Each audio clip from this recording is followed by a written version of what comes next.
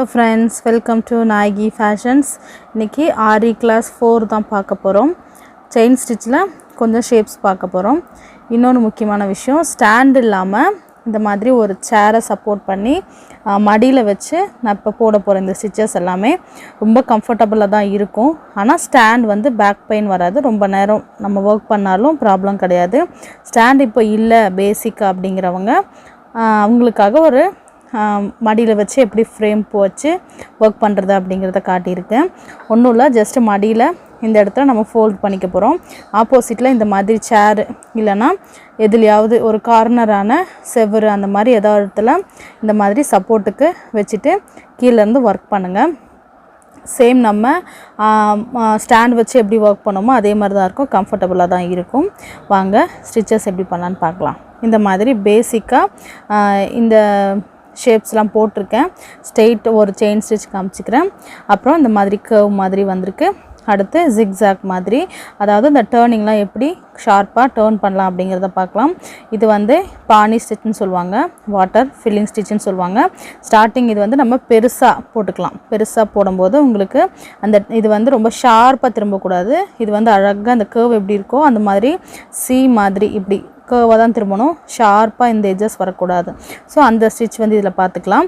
அடுத்து ஃபியூச்சர் கிளாஸில் இது வந்து பானி ஸ்டிச் நெருக்கமாக எப்படி போடலாங்கிறத பற்றி பார்க்கலாம். அடுத்து இந்த மாதிரி பா ஷேப்பு, இந்த ஷேப்ஸ் எல்லாம் எப்படி போடலாம், இதில் சின்ன சின்ன டிப்ஸ் என்னங்கிறத இந்த வீடியோவில் பார்க்கலாம். வாங்க வீடியோக்குள்ளே போகலாம். ஸ்டார்ட் பண்ணும்போது பேக் ஸ்டிச் போட்டு ஸ்டார்ட் பண்ணிக்கோங்க. நம்ம கையில் ஸ்டிச் கையில் ஃப்ரேம் வச்சு நம்ம ஒர்க் பண்ணுறதால ஒரே ஒரு பெனிஃபிட் என்னென்னு பார்த்தீங்கன்னா, அப்போக்கப்போ நம்ம கிளாத்தை வந்து அட்ஜஸ்ட் பண்ணிக்கலாம்.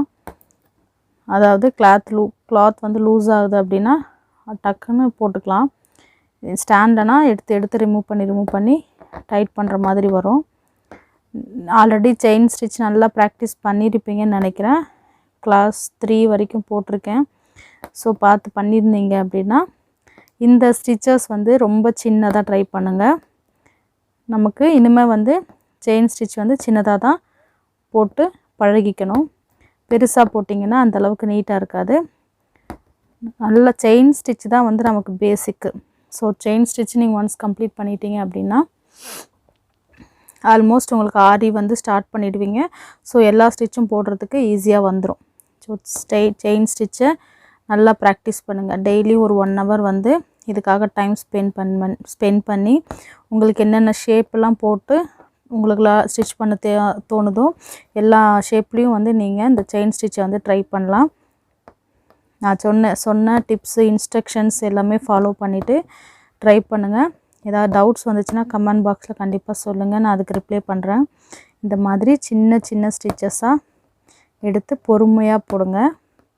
ஒரே பக்கம் டர்ன் பண்ணணும். மொத்தம் சுற்றி பண்ணிட்டிங்கன்னா 1 மாதிரி வரும். அந்த செயினோட எஃபெக்ட் வந்து தெரியாது. ஸோ அழகாக குத்தி லூஸ் கரெக்டாக உங்களுக்கு மேலே இருக்கிற நீடலுக்கும் கீழே இருக்கிற த்ரெட்டோட டென்ஷன் கரெக்டாக அனலைஸ் பண்ணியிருப்பீங்க. இவ்வளோ நாள் நீங்கள் ப்ராக்டிஸ் பண்ணியிருந்தீங்கன்னா இந்த மாதிரி ஈவனாக சின்னதாக அழகாக செயின் ஸ்டிச்சு போடுங்க. நெக்ஸ்ட்டு எண்ணாட் போட்டுட்டு நெக்ஸ்ட்டு ஷேப்பு எப்படி டர்ன் பண்ணலாங்கிறத பற்றி பார்ப்போம்.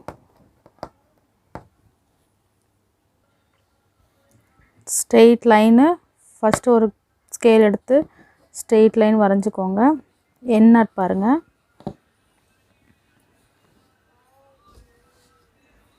நீங்கள் எண்ணாட்டு செயின் ஸ்டிச்சு பழகிட்டீங்க அப்படின்னா இந்த மேலே எழும்புற இதை வந்து கொஞ்சம் சின்னதாகவே மேலே தூக்கிக்கோங்க. ரொம்ப பெருசாக போட்டுட்டிங்கன்னா நாட் வந்து கீழே வரைக்கும் நாட் வந்து மேலே வரைக்கும் தெரியும். ஸோ உங்களுக்கு அண்டர்ஸ்டாண்ட் ஆயிடுச்சுன்னா சின்னதாக போட்டு கிளாத் கிட்ட வரைக்கும் இழுத்துட்டு போய் அதுக்கப்புறம் விட்டிங்கன்னா நாட் இருக்கிறதே தெரியாது, சின்ன நாட்டாக வந்துடும். சரிங்களா? நாட்டும் வந்து ப்ராக்டிஸ் பண்ணுங்கள். இப்போ வந்து இந்த லைனுக்கு ஏற்ற மாதிரி லைட்டாக அந்த செயினை வந்து டர்ன் பண்ணிவிட்டு போகணும். அதாவது நீடலோட இந்த ஹெட் பார்ட் வந்து இதுக்கேற்ற மாதிரி இந்த ஷேப் இங்கே வந்துருச்சுன்னா இதுக்கேற்ற மாதிரி இந்த நீடலோட ஹெட் பார்ட்டை வந்து இந்த டர்ன் பண்ணிவிட்டு அப்படியே மேலே போகணும். மேலேருந்து கீழே போட்டு வந்தாலும் சரி, இல்லை நீங்கள் கீழேருந்து மேலே போட்டுட்டு போனாலும் சரி. ஆனால் நீங்கள் 2 கீழேயும் இன்னும் ப்ராக்டிஸ் பண்ணணும், மேலேருந்து போட்டு ப்ராக்டிஸ் பண்ணிக்கோங்க. ஃப்ரேமை திருப்பி போடுற மாதிரி வச்சுக்காதீங்க. அப்புறம் மொத்தம் கையோட பேலன்ஸ் மொத்தமும் ஃப்ரேமில் இருக்கக்கூடாது.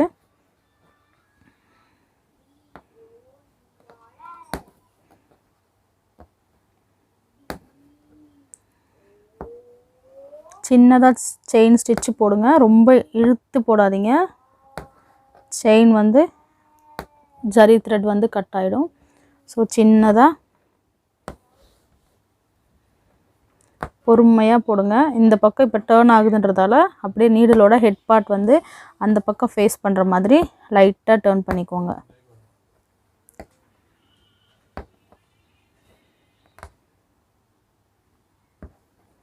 லைட்டாக அந்த ஷேப் எந்த பக்கம் போகுதோ அதுக்கேற்ற மாதிரி ஹெட் பார்ட்டை டேர்ன் பண்ணிக்கிட்டு கொஞ்சம் கவனமாக ஸ்டிச் பண்ணுங்கள். ஃபாஸ்ட்டாக ஸ்டிச் பண்ணிங்கன்னா உங்களுக்கு அந்த ஷேப் வந்து அவுட் ஆகிடும். ஸோ கொஞ்சம் பொறுமையாக இந்த மாதிரி நீங்கள் லெஃப்ட் சைடும் டேர்ன் பண்ணிக்கலாம், ரைட் சைடும் டேர்ன் பண்ணிக்கலாம். மொத்தம் சுற்றக்கூடாது. சுற்றுனீங்கன்னா ஒன் மாதிரி வந்துடும்.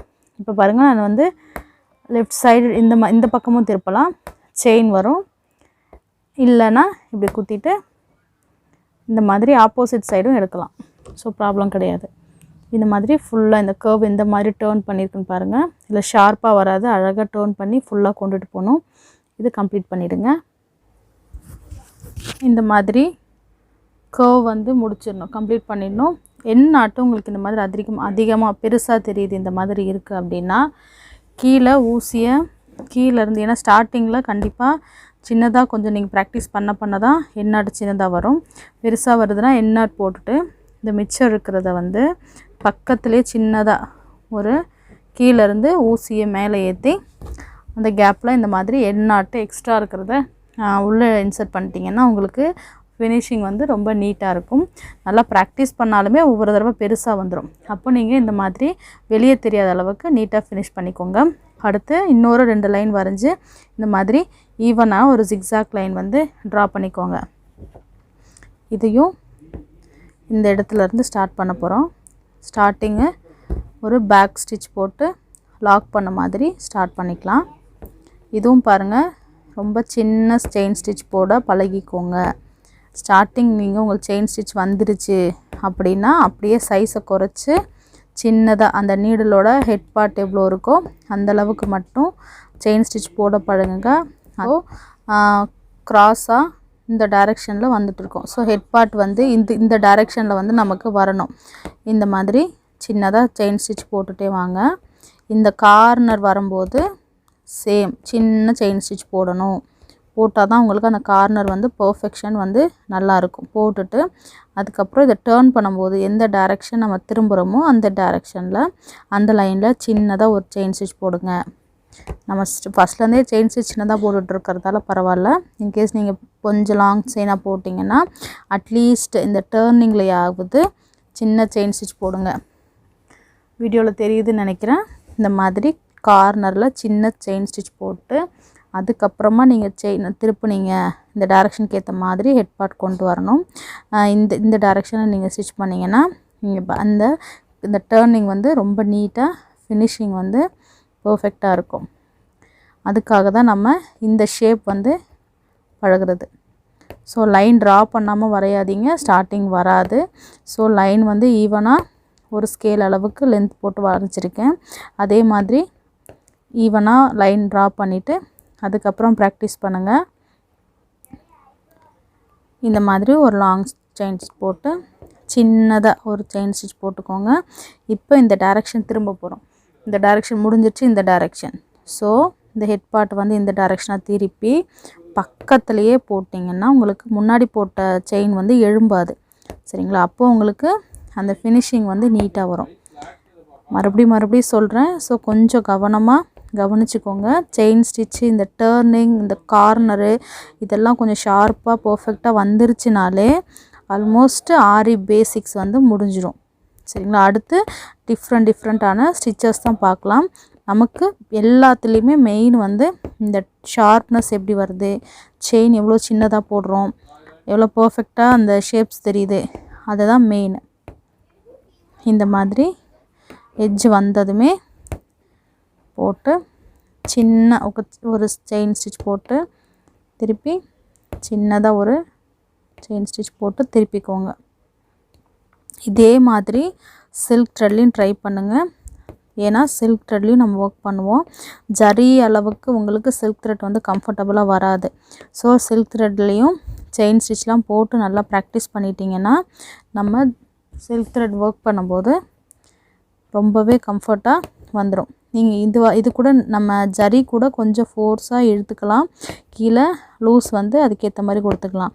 ஆனால் சில்க் த்ரெட் வந்து நீங்கள் நூலை ரொம்ப டைட்டாலாம் இழுத்திங்கன்னா சீக்கிரமே கட் ஆகிடும்.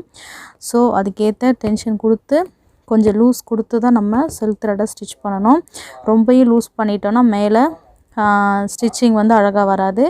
ஸோ சில்க் த்ரெட்டும் நல்லா ப்ராக்டிஸ் கொடுத்துக்கோங்க. செயின் ஸ்டிச்சு நிறையா தடவை இதே ஷேப்பில் இதே மாதிரி ட்ரா பண்ணி ஜரியும் ஸ்டிச் பண்ணுங்கள். சைமல்டேனியஸ்லி சில்க் த்ரெட்டும் வந்து ஸ்டிச் பண்ணிக்கோங்க. இதே மாதிரி நான் ஆல்ரெடி சொன்ன மாதிரி இந்த ஷார்ப் டர்னிங் வரும்போது சின்ன செயின் ஸ்டிச் போட்டு டர்ன் பண்ணுங்கள். பொறுமையாகவே ஸ்டிச் பண்ணுங்கள். ஏன்னா நம்ம எவ்வளோ பொறுமையாக ஸ்டிச் பண்ணுறோமோ அப்போ தப்பு வராது. ஒன்ஸ் இதில் தப்பு வந்துருச்சுன்னா நமக்கு ஆரி ஒர்க் வராது போல் அப்படின்ற ஃபீலிங்ஸ்லாம் வரும். அதனால் தப்பு வராமல் போடணுன்னா கொஞ்சம் பொறுமையாக போடுங்க. லைன் எந்த பக்கம் ஃபேஸ் பண்ணியிருக்கோ அதுக்கேற்ற மாதிரி நம்ம நீடில் கொண்டு போகணும். அடுத்து நீடில் வந்து என்ன பொசிஷனில் இருக்குது இதெல்லாம் நம்ம மைண்டில் வச்சுக்கிட்டே தான் ஸ்டிச் பண்ணணும். இல்லைன்னா ரொம்ப பெருசாக எடுத்துட்டிங்கன்னா அது வந்து மேலே எழும்புன மாதிரி தான் தெரியும். ஸோ கொஞ்சம் சின்னதாக எடுத்து நமக்கு அண்டர்ஸ்டாண்ட் ஆனதுக்கப்புறம் நம்ம எது பெரிய லூப்பு எது சின்ன லூப்புன்னு தெரியும். ஸோ நீங்கள் ப்ராக்டிஸ் நல்லா பண்ணதுக்கப்புறமா அந்த லூப் ஃபஸ்ட்டு இந்த பெரிய லூப்பை வந்து சைஸை கொஞ்சம் குறைச்சிக்கோங்க. அதுக்கப்புறம் கீழே வந்து இது எடுத்துகிட்டு கீழே சுற்றுறதுக்கு வந்து லூஸ் கொடுக்கணும். அப்போ தான் அது அப்புறமா இந்த மாதிரி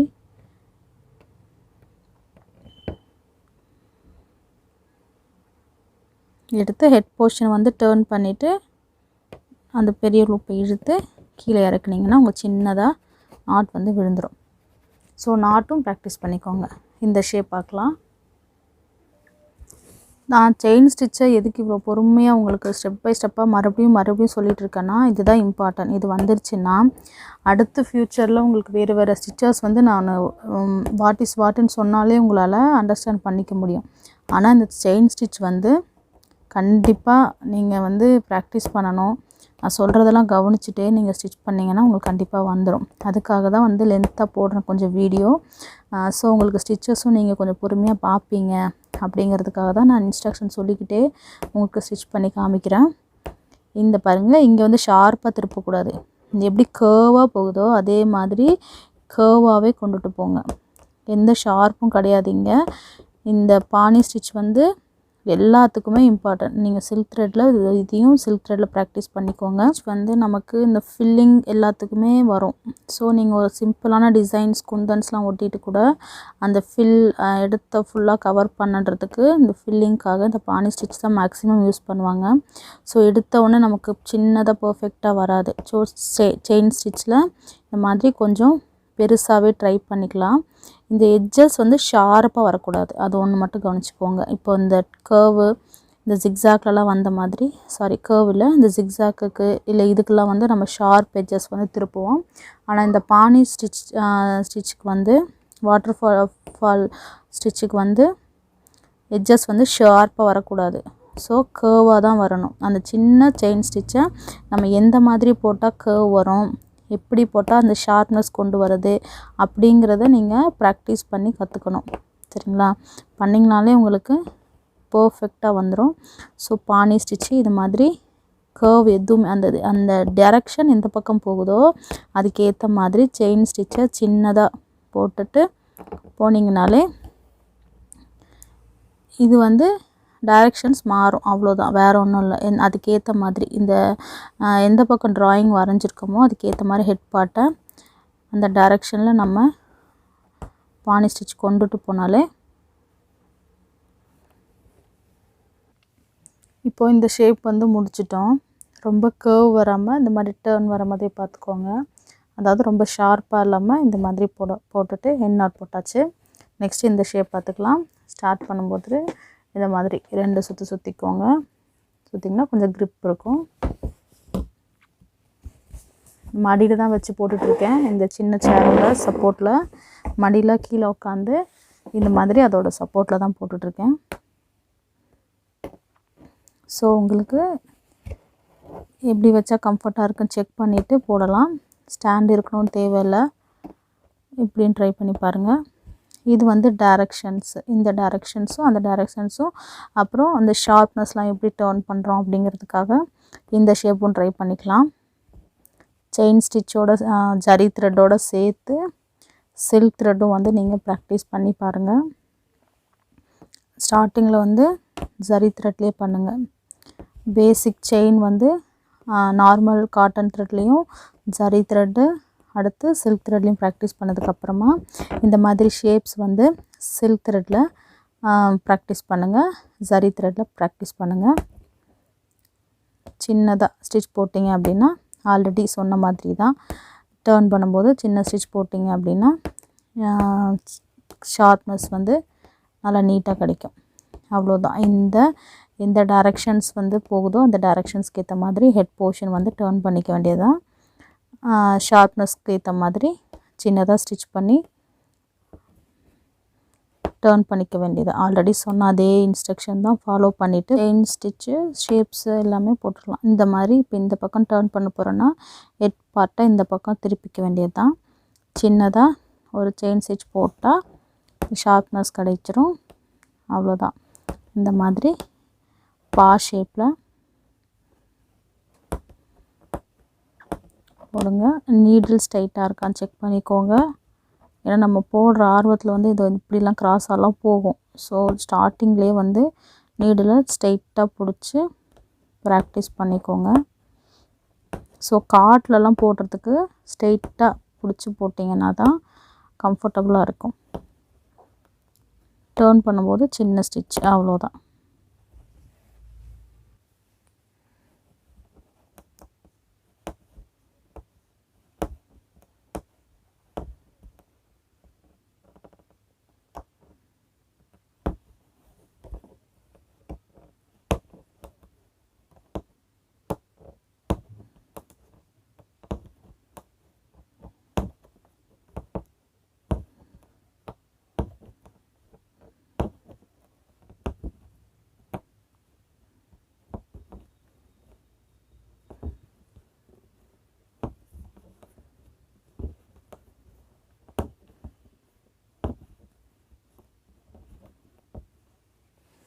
இந்த ஷேப்பும் வந்து ஃபுல்லாக கம்ப்ளீட் பண்ணியாச்சு. ஸோ எதாவது டவுட்ஸ் எதாவது இருந்துச்சுன்னா கண்டிப்பாக கமெண்ட் பாக்ஸில் கேளுங்க. நான் நெக்ஸ்ட் வீடியோவில் எக்ஸ்பிளைன் பண்ணுறேன். ஸ்ட்ரைட் ஸ்டிச் போட்டுக்கணும், இந்த மாதிரி கர்வு, அப்புறம் ஜிக்ஸாக் மாதிரி இந்த டர்னிங்கும் போட்டுக்கோங்க, அப்புறம் பானி ஸ்டிச் போட்டுக்கோங்க. இதெல்லாம் முடிச்சிட்டிங்கனாலே உங்களுக்கு பேசிக் வந்து கம்ப்ளீட் ஆகிடுச்சு.